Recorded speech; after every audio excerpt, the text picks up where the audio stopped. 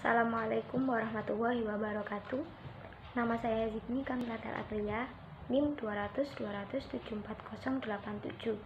Di sini saya akan mempresentasikan mata kuliah Literasi Digital dengan judul Potensi dan Tantangan Bahasa Indonesia Menuju Bahasa Internasional.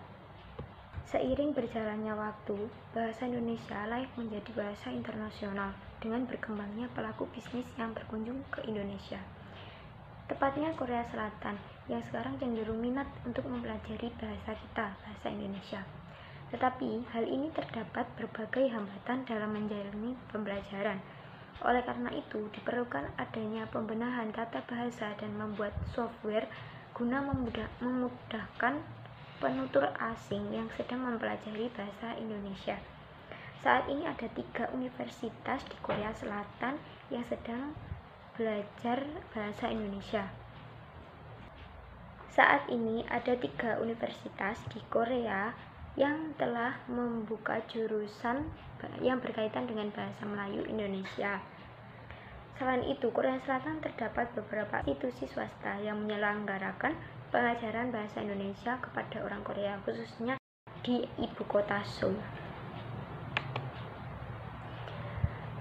Mengapa saat ini banyak orang Korea yang ingin belajar bahasa Indonesia? Yang pertama, karena perkembangan ekonomi Indonesia yang begitu cepat. Dan yang kedua, orang Indonesia sangat tertarik dengan Korea Selatan, misalnya dengan adanya gelombang Korea yang digemari remaja Indonesia melalui berbagai acara televisi dan K-pop.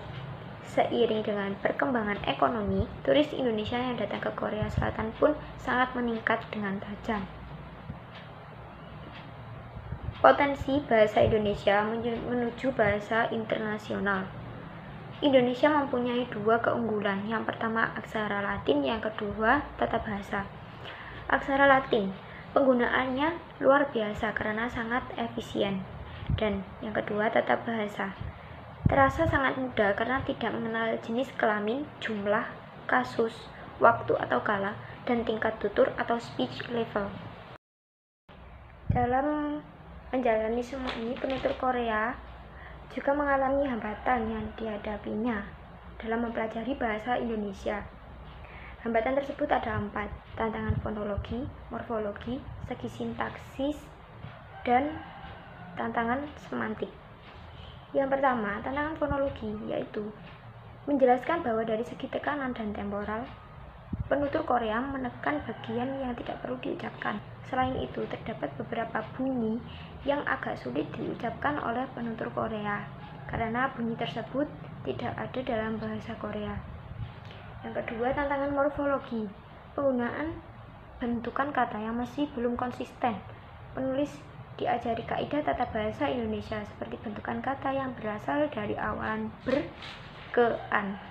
Contoh, yang pertama, kata nikah. Ada yang namanya bernikah, pernikahan, menikah, pernikahan. Dan yang kedua, kawin, berkawin, perkawinan, mengawin, pengawinan. Yang ketiga, tantangan segi sintaksis. Tantangan ini dapat dijumpai ketika membuat kalimat seumpama institusi swasta mengajar. Kalimat tersebut salah, sehingga institusi swasta itu bukan orang, tidak bisa dilekatkan dengan kata mengajar. Kalimat tata bahasa tidak bergantung pada gender pun tidak tepat. Seharusnya tata bahasa Indonesia tidak mengenal gender. Di satu pihak, kesalahan kalimat di atas itu karena subjek yang bukan orang, tidak bisa dengan verba men. Tetapi di pihak lain, kalimat tersebut dibenarkan sebab hal ini merupakan kebiasaan penggunaan bahasa Indonesia. Selanjutnya, tantangan semantik. Dari segi semantik, penulis masih merasa kesulitan karena dalam kosakatanya yang tepat dalam kalimat karena makna bentukan kata belum konsisten sama sekali. Contoh, tabel peran penan dari KBBI. Yang pertama, hutan menjadi perhutan. Yang kedua, gunung menjadi pegunungan. Pengaruh bahasa daerah. Peran bahasa daerah sendiri berfungsi dan serta ada hubungan Indonesia dan bahasa daerah. Sangat jelas dipaparkan dalam buku Tata Bahasa Baku Bahasa Indonesia yang pertama kali diterbitkan oleh Balai Pustaka, bahwa pemahaman orang asing yang hanya belajar bahasa Indonesia sangat terbatas saat berada di tengah kehidupan nyata. Ketika keluar dari lingkungan akademik, bahasa lisan pun harus ada dalam kurikulum pembelajaran bahasa Indonesia untuk penutur asing.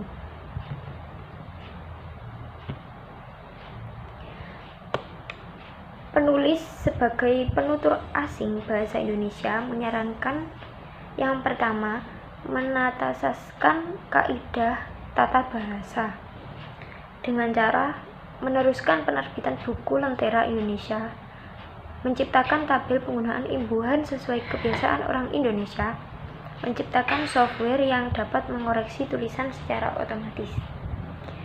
Selanjutnya, membuat korpus bahasa Indonesia. Korpus yang dimaksud adalah salah satu alat yang dapat menunjukkan penggunaan kosakata. Korpus dapat digunakan untuk tujuan penelitian, tetapi pada waktu yang sama sangat berguna untuk orang asing yang mau belajar bahasa Indonesia. Yang ketiga, ujian kemahiran berbahasa Indonesia. Tujuannya adalah untuk menunjukkan pembelajaran bahasa Indonesia pada orang asing, juga agar bahasa Indonesia menyebar di kalangan negara asing. Kesimpulannya semua adalah Indonesia terus berupaya dalam meningkatkan kualitas bahasa, terutama pada jenjang internasional. Pemerintah Indonesia dan perguruan tinggi di Indonesia lebih baik memperhatikan penyebaran bahasa Indonesia ke luar negeri, karena seiring dengan perkembangan ekonomi bangsa Indonesia, bahkan bahasa Indonesia mulai menjadi tren di luar negeri, termasuk Korea Selatan saat ini.